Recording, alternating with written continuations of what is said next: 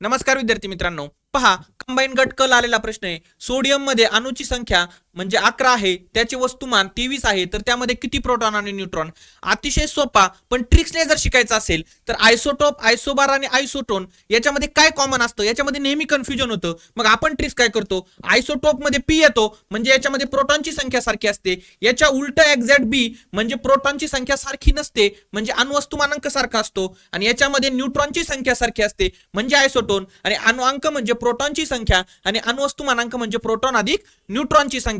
मग अशा ट्रिक्सने जर तुम्ही शिकलात तर सोडियम मध्ये अणुअंक 11 आणि अणुवस्तुमानांक 23, तर इलेक्ट्रॉन असतील 11 आणि न्यूट्रॉन असतील 12. अशा प्रकारे तुम्हाला वेगवेगळ्या ट्रिक्सने सामान्य विज्ञान एवढी मोठी जाहिरात आलेली आहे, त्याची जर 25 किंवा 26 साठी तयारी करत असताल तर अगदी 499 ऑफर मध्ये तुम्हाला पूर्ण बॅच शिकता येईल. आणि जर आतापर्यंत आलेले सगळे पीवायक्यू शिकायचे असतील तर फक्त 99 मध्ये सायन्स बाय प्रमोद सर या ऍप्लिकेशन वरती आपल्या सर्व बॅचेस उपलब्ध आहेत. एमपीएससी मध्ये science is equal to final post असं गणित या ठिकाणी झालेलं आहे. धन्यवाद.